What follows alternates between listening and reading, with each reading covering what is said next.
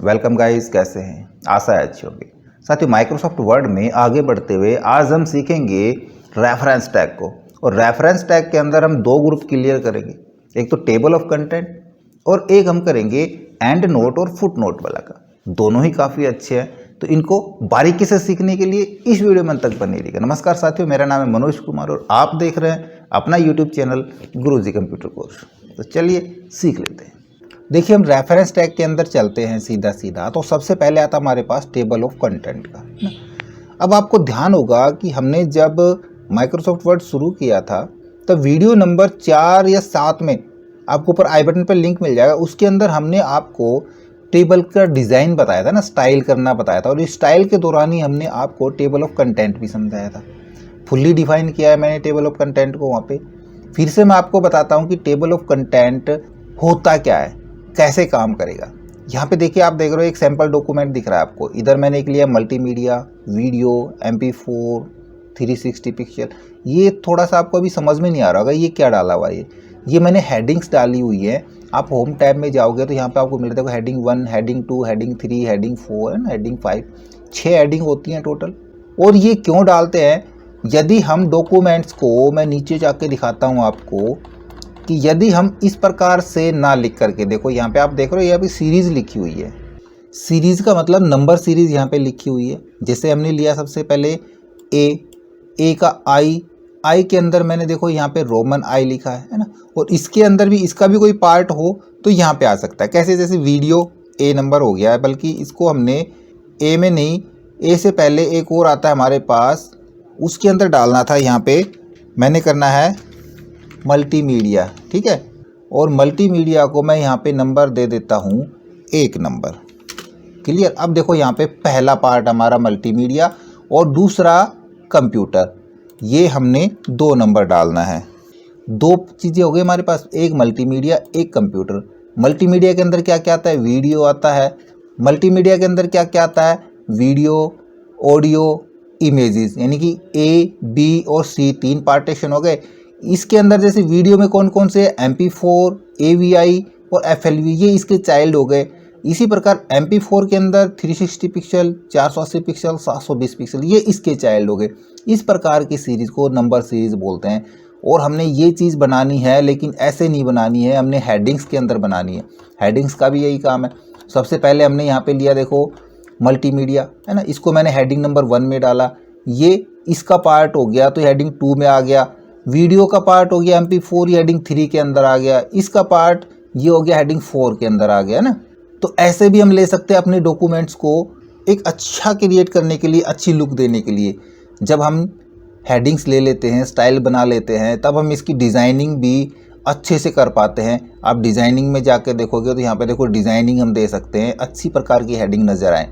तो ये जो हम हेडिंग लेते हैं, इन्हीं का हमने टेबल ऑफ कंटेंट बनाना है, यानी कि इनका एक इंडेक्स पेज क्रिएट करना है। तो इंडेक्स तो नॉर्मल तो हम क्रिएट कर ही लेंगे, लेकिन हमने सिंपल इंडेक्स पेज क्रिएट नहीं करना है, हमने उनका लिंक क्रिएट कराना है। तब हम रेफरेंस टैब के अंदर टेबल ऑफ कंटेंट्स पे जाएंगे।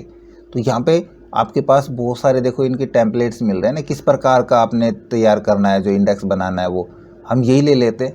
क्लिक कराएंगे तो देखो पेज के ऊपर टॉप में जहाँ पे हमारा कर्सर था, हमारा कर्सर गलत जगह पे था, मैं अंडू कराता हूँ। कर्सर हमारा यहाँ था, हमने ऊपर आना है, ठीक है। यहाँ पे हमने इंडेक्स पेज क्रिएट करना है। इधर ऑटोमेटिक कंटेंट्स हमारा क्या क्या, कौन से पेज पे क्या चीज़ है, और साथ में देखो उनके लेवल भी है ना। ये पहला लेवल हो गया, ये पहला लेवल हो गया, ये इसका दूसरा लेवल हो गया, ये दूसरा लेवल हो गया, और तीसरा लेवल नहीं दिखा रहा है। हमने इमेज के नाम से तीसरा लेवल लिया था। तीसरा नहीं, दूसरा ही लेवल था, इमेज भी, और तीसरा लेवल ये है। और इसके बाद इसका चौथा लेवल नज़र नहीं आ रहा, हमने वो भी देखना है, चौथा लेवल भी। तब हम इस टेबल को अपडेट करा सकते हैं।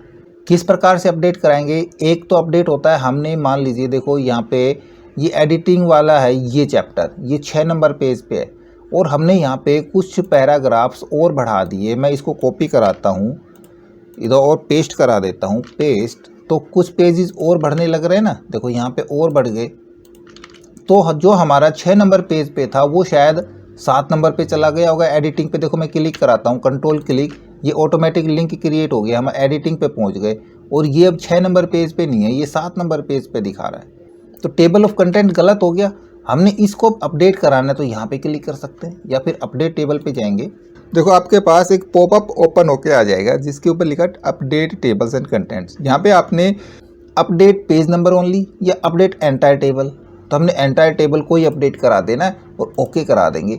देखो यहाँ पे ऑटोमेटिक अपडेट हो गया, ये एडिटिंग 7 नंबर पेज पे दिखा दिया। एक तो ये हो गया अपडेट का। दूसरा हमको लेवल 4 भी चाहिए, यहाँ पे 1 2 3 ही लेवल आ रहे हैं, चौथा लेवल भी शो कराना है और यदि चौथा नहीं है 5वां भी है साथ में तो 5वां भी शो कराना है। तब हम टेबल ऑफ कंटेंट पे यहाँ से क्लिक कराएंगे और इधर देखो यहाँ पे आपको मिलेगा यहाँ पे कस्टम टेबल ऑफ कंटेंट्स। हम यहाँ पे चले जाएंगे कस्टम टेबल ऑफ कंटेंट्स में। इधर से आपको मिल रहा है लेवल 1 2 और 3, 3 ही लेवल मिल रहे हैं हमको। लेवल मेरे पास तो 4 थे ना, चौथा लेवल भी शो कराना है, डिस्प्ले कराना है। तो देखो शो लेवल 3 हम यहाँ पे 4 करा देंगे।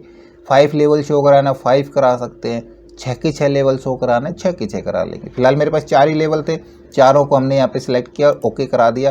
देखो यहाँ पे यस करेंगे, टेबल हमारी कंटेंट्स टेबल अपडेट हो जाएगी और देखो हमारे पास चारों लेवल से हो गए, 1 2 3 और चौथा। अब यहाँ पे ये पहला नहीं है, ये लेवल हमारा कौन सा आ गया, ये लेवल ये वाला है MP4 AVI वाला, नहीं तीसरा और चौथा, तीसरा और चौथा। और अब यहाँ पे दूसरा तीसरा, ऐसे ही यहाँ पे फिर से पहला लेवल आ गया, दूसरा लेवल, तीसरा लेवल। इनके चौथे लेवल मैंने बनाए नहीं है, समझाने के लिए एग्जाम्पल के लिए मैंने सिर्फ यहीं पे 4 लेवल क्रिएट किए थे। तो ये खाली हमारी कंटेंट्स की टेबल ही नहीं बनी है, यहाँ से हम जिस भी कंटेंट को पढ़ना चाहते हैं, हम यहाँ पे इसको MP4 के अंदर 360 पिक्सल को पढ़ना चाह रहे हैं। तो देखो ये कह रहा है control plus click the follow link. हमने यहाँ पे हाइपर लिंक लगाने की ज़रूरत नहीं पड़ती है, सिर्फ कंट्रोल के साथ इस पर क्लिक कराते हैं तो हम सीधा उसी टॉपिक के ऊपर पहुँच जाते हैं। यहाँ से आराम से इसको पढ़ सकते हैं। ठीक है, इसको मैंने समझाया था, आपको आ गया होगा ध्यान में, नहीं तो ऊपर आई बटन पर लिंक है, वहाँ से जाके देख सकते हैं। अब इसी पे चलते हैं। फिर से मैं यहाँ से टेबल को तो कराता हूँ मैं डिलीट, यहाँ से कराता हूँ मैं रिमूव टेबल कंटेंट।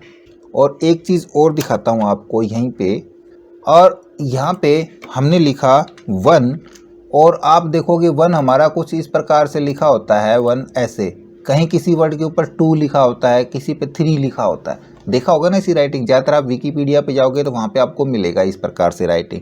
अब ये राइटिंग हम कैसे करेंगे, कैसे लिखेंगे? अब ये राइटिंग नहीं होती है, इनको हम बोलते हैं फुट नोट या फिर एंड नोट।